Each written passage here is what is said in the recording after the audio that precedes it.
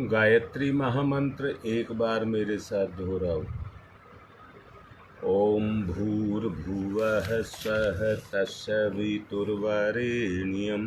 भर्गो देवस्य धीमहि धियो यो नः प्रचोदयात्।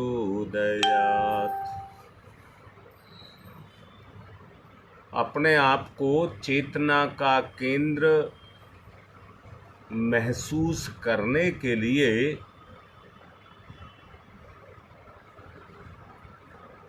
आदमी के जीवन में बुद्धि के तर्क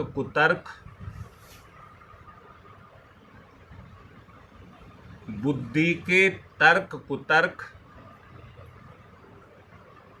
उसके मन में संशय को पैदा कर देते हैं और तुम्हें भ्रम में फंसाने की, बुद्धि के द्वारा तुम्हें भ्रम में फंसाने की प्रक्रिया को जारी कर देते हैं।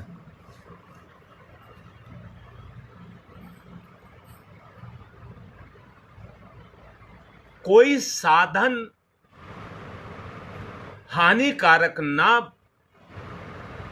बन पाए,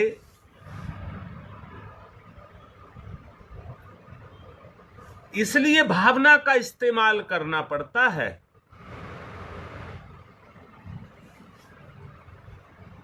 परंतु भ्रम के कारण हम साधनों के जाल में जाकर के फंस जाते हैं। जो अपने विश्वास को निश्चयात्मक स्थिति में ले आता है, अंदर से संकल्प पूर्वक और दृढ़ता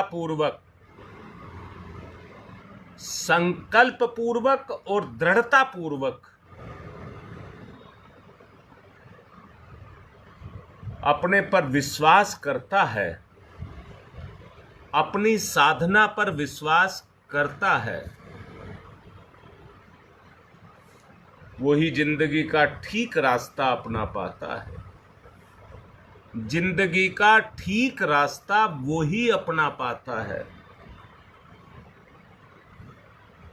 परंतु स्थिति क्या है, संसार में रहते हुए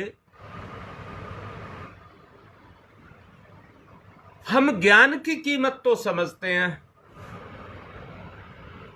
बुद्धि को महत्व देते हैं, इसीलिए बुद्धि को महत्व देते हैं।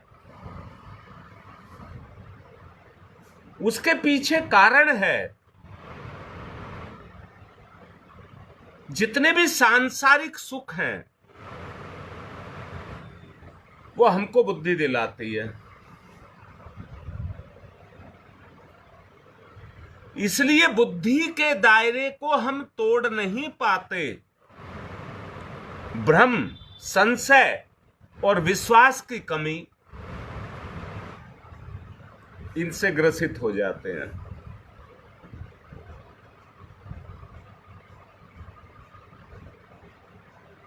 मैं नहीं कह रहा, परम पूज्य गुरुदेव कह रहे हैं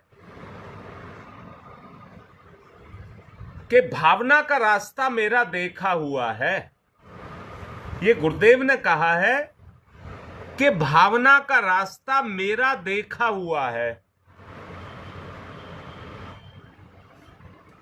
इसलिए वो कह रहे हैं कि मेरे पीछे पीछे आ जाओ।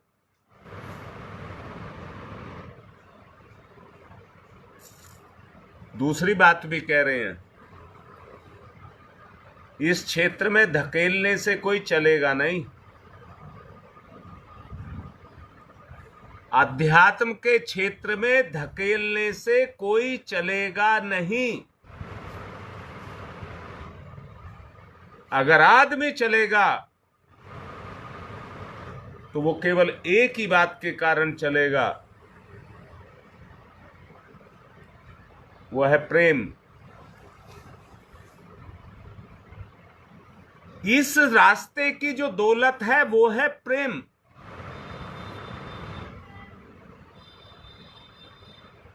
साधन की विधि में बार बार ध्यानावस्थित होकर के हमें अपने मानस लोक में प्रवेश करना पड़ेगा।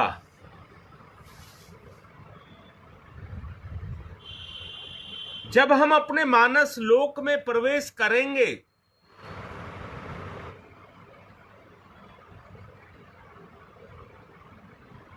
तो अपने संसार की प्रकाशवान सत्ता का दर्शन कर पाएंगे।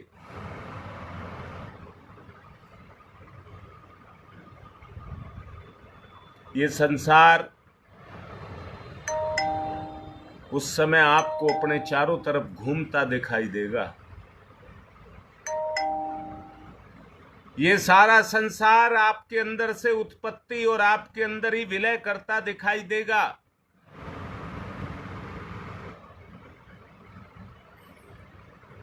हम अभ्यास को करें।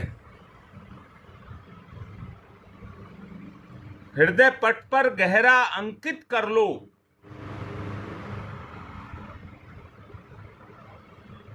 और उस श्रेणी में पहुंच जाओ कि मेरी वास्तविक अवस्था क्या है। मेरी वास्तविक अवस्था क्या है।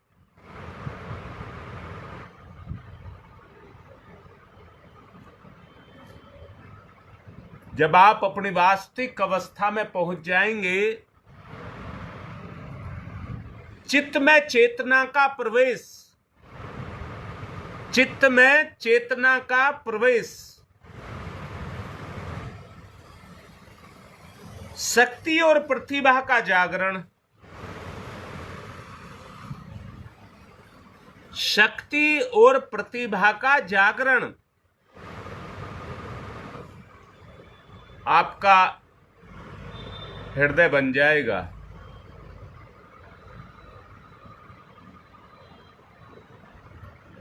वो स्वरूप, वो चित्र आपके अंदर घनीभूत और जागृत होते चले जाएंगे।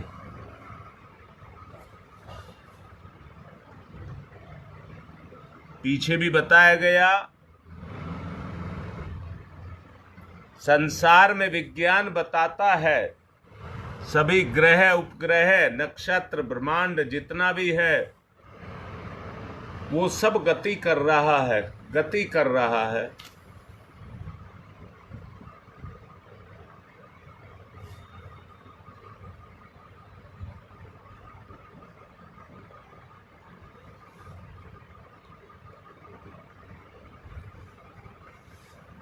ग्रह की अपनी भी गति है और अपने से समर्थ के साथ मिलकर के भी गति है और सबके सब मिलकर के सूर्य के चारों तरफ घूम रहे हैं।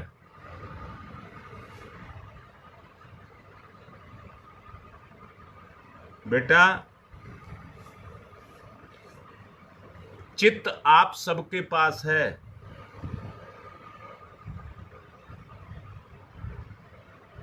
जहां से आप कल्पना के चित्रों को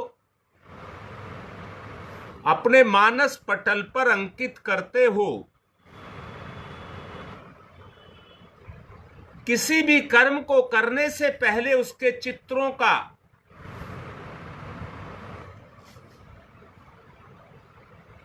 आप निर्माण अपने चित्त पर करते हैं।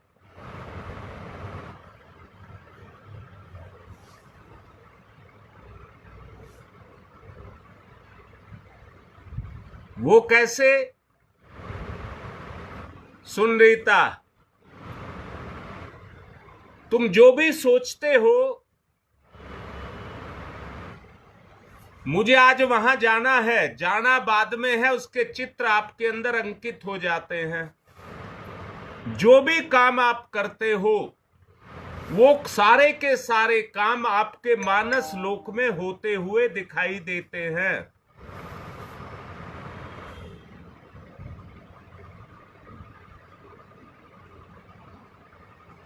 ललिता, अभी जो काम तुमने किया और अभी जो करना है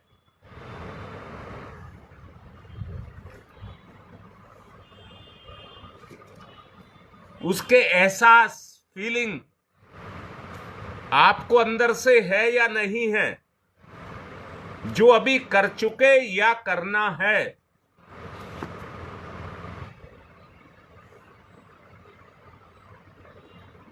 उनके एहसास आपकी चेतना के अंदर हैं, जो आपके मानस पटल पर चित्र के रूप में अंकित होते रहते हैं। और जिस तरह से फिल्म की रील चलती है, उस तरह से आपके मानस पटल पर होते हुए दिखाई देते हैं।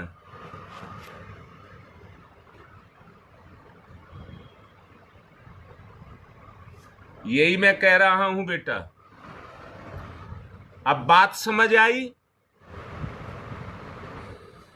अगर आई तो मुख्य बात को समझ लीजिए। अब बेटा मुख्य बात समझिए। जब उस चित्त में आपकी चेतना का पदार्पण होगा,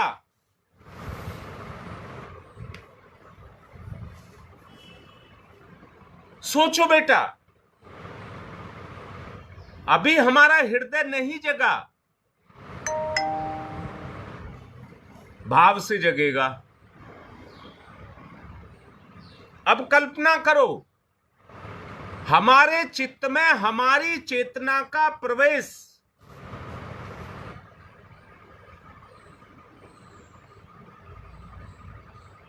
तो मेरा मानस प्रकाशमान, मेरा मानस प्रकाशमान, दैदीप्यमान होगा कि नहीं होगा? जैसे संसार को प्रभावित करने के लिए एक सूर्य काफी है। मैंने पिछले दिनों आपको बताया था,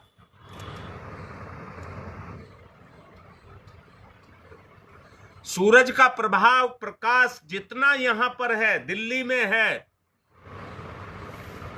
बाबा राम यहां से 800 किलोमीटर दूर बैठा है, वहां पर भी उसका प्रकाश वैसा ही है।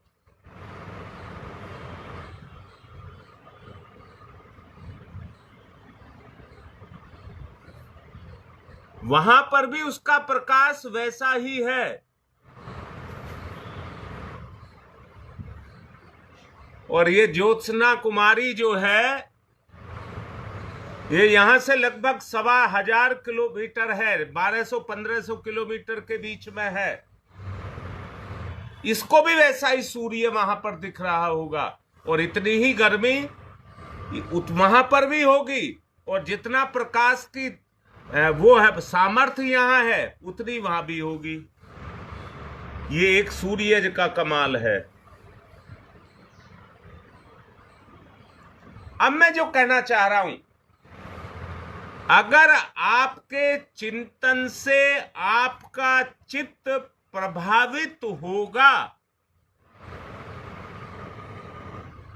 तो वो चेतना उसको प्रभावित करेगी, अपने भाव से उसमें भावना का निर्माण करेगी। बोलो बेटा, इतनी बात तुम्हें समझ आ रही है? नहीं?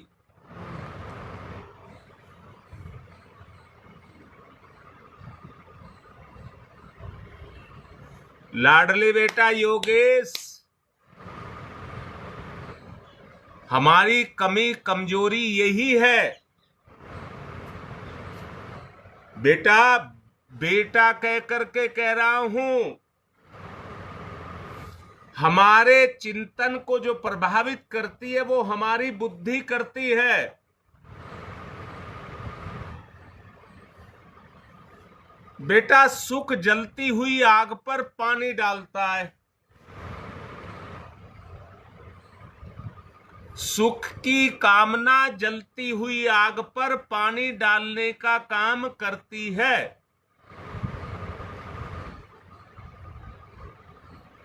तो बुद्धि वही काम कर रही है। हमारी जो चित्त है उसकी चेतना को बुझा रही है।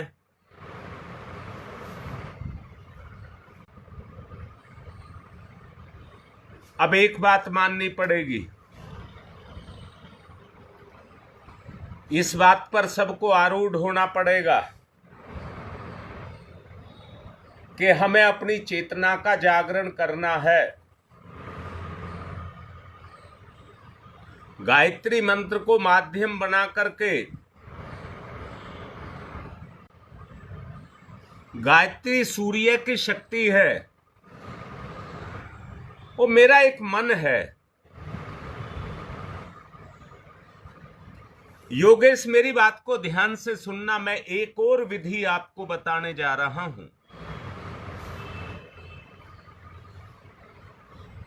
और जो शक्ति है वो विधि के अंदर छुपी हुई होती है।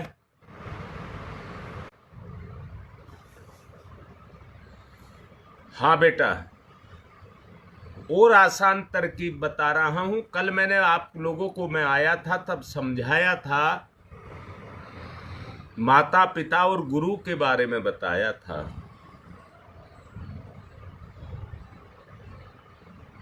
जब आत्म स्वरूप में ही जाना है, हाँ, मैं एक बात कहना चाह रहा हूं बेटा, जब आपके पास फुर्सत के क्षण हो, किसी भी समय, जब आपके पास कोई काम ना हो, आंख बंद करके लेट जाएं और लेट करके अपना ही नाम मन ही मन जप करने लग जाएं। बस एक ही बात कह रहा हूं, एकाग्रता बढ़ाते जाएं।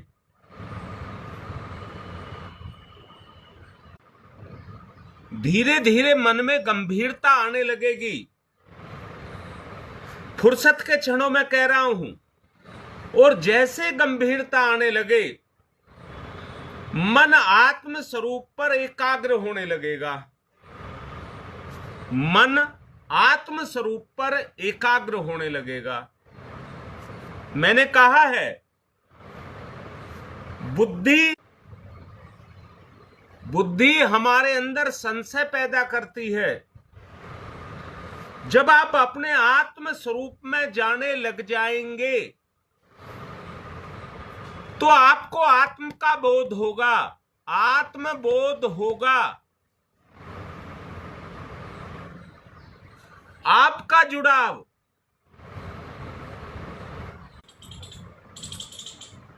भगवान भावना के माध्यम से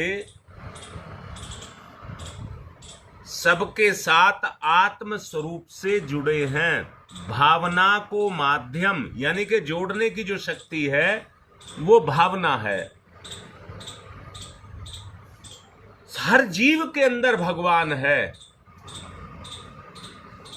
जब आप अपने आप को मैं पर, अपने आप को शरीर भाव में रखने के कारण हम अपने आप को शरीर बना चुके हैं और शरीर का गहरा संबंध संसार के साथ जोड़ चुके हैं। अंदर से देखें, मेरे कपड़े, मेरा सर्टिफिकेट। अगर आपने अपने मकान में अपने लड़के को कह दिया तेरा कमरा ये, और अपनी लड़की को कह दिया तेरा कमरा ये, तो उनका ऐसा अपना अधिकार, लगाव उस कमरे के साथ हो जाता है कि उसमें भाई बहन को और बहन भाई को घुसने नहीं दे। ये आंतरिक स्थिति को देखिए, मन की स्थिति को देखिए। मन की स्थिति क्या है? जबकि एक ही घर का हिस्सा है, वो बच्चे भी एक ही माँ बाप का हिस्सा हैं। बेटा, मैं समझा रहा हूं। आपके 2 बच्चे हैं, आपने दोनों बच्चों को एक ही कमरे में 2 अलमारी दे दी। एक में अपने पढ़ाई का सामान आप रख लें एक पार्ट में अपने कपड़े वर्दी वगैरह रख ले और दूसरे को भी ऐसी बता दिया, तो वो ये नहीं चाहेंगे कि मेरी बहन मेरी अलमारी में कोई रखे और मेरा भाई मेरी अलमारी। अगर भावना है, अभी समझ नहीं आया बेटा, अभी मैंने बताया, एक ही माता पिता से उत्पन्न दो बच्चे जो उनका हिस्सा हैं और एक ही कमरे में, मकान नहीं कहा, एक ही कमरे में दो अलमारियां अलग अलग दे दी गई, तो दोनों एक दूसरे में एक दूसरे का। बेटा प्रकृति देखने में हमें एक जैसी लगती है,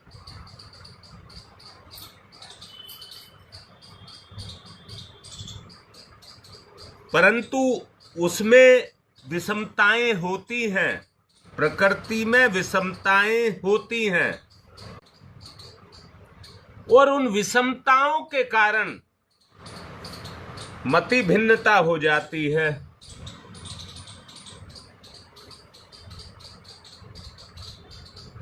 बेटा तुमने शरीर शरीर शरीर मैं शरीर मैं शरीर मैं शरीर जपते जपते अपने आप को शरीर मान लिया। अब आत्म स्वरूप का दर्शन दर्शन दर्शन करते करते आप संसार और शरीर से अलग हो जाएं, अपने स्वयं पर आ जाएं। ललिता बात समझ आ रही है? मैं दोबारा से बोलता हूं बेटा, मैं अपने आप को, अपनी बात कह रहा हूं, मैं अपने आप को मशीन से चेक करके देखा तो मुझे शुगर निकली। मुझे शुगर है, मुझे शुगर है, मुझे शुगर है, मुझे शुगर है, मैं ही शुगर बन गया। अब शुगर मेरे शरीर का, मेरे जीवन का एक पार्ट बन गई। यदि आप अपने को संसार से अलग करना चाहते हैं, मैं फिर से कहूंगा, सुख की इच्छा सबको है, परंतु सुख शांति और मुस्कुराहट चाहते हो तो अपना दृष्टिकोण आपको बदलना पड़ेगा। बेटा आपको अपने स्वरूप को बदलना होगा। कैसे बदलेंगे? अपनी खुशी को सबको बांट दीजिए।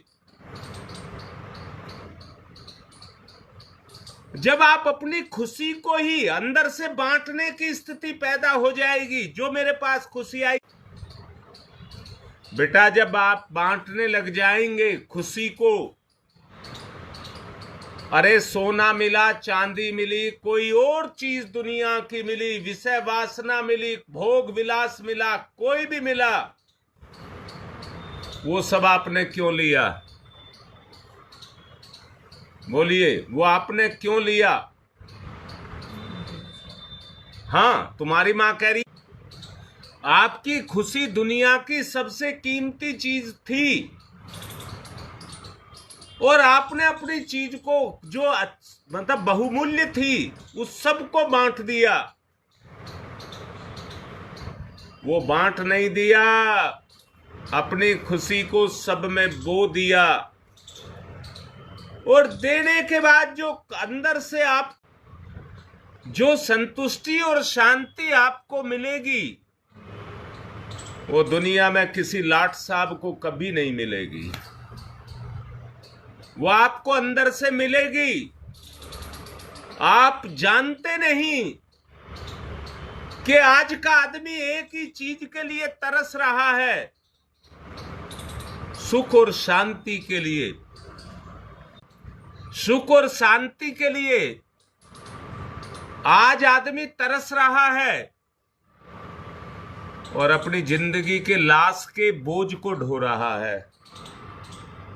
जिंदगी की लाश के बोझ को ढो रहा है। लाडली बेटी बिल्कुल ठीक लिख रही है। ये तभी हो सकता है, वो अपनी उनके लिए तरस रहा है, जब आपका शरीर से रिश्ता हट जाएगा तो संसार से भी हट जाएगा और ये रिश्ता आपके स्वयं से जुड़ जाएगा। जो अभी बात कही, फुर्सत के क्षणों में आप बिस्तर पर आंख बंद करके लेट जाएं और अपने ही नाम का जप करें। जब वो चीज आपके अंदर पैदा हो जाएगी तो आपका आत्म भाव पैदा होगा, आत्म भाव पैदा होगा। यही तो कहा है बेटा, अपनी इस लाश को ढो रहे हैं आज हम, जो हमारे ऊपर रखी हुई है। आज हम अपने लिए ही बोझ बन गए हैं। हमारे मन में आती इन बुराइयों और दुर्गुणों से अपना पीछा कैसे छुटाएं। बेटा, इससे आसान रास्ता मुझे नहीं दिखाई दे रहा। समय पूरा हो चुका है, इसलिए समापन की तरफ चलूंगा। ओम तमसो मा ज्योतिर्गमय अस्तो मा सद्गमय मृत्योर्मामृतं गमय तमसो मा तमसो असतो मा अस्तो मा सद्गमय।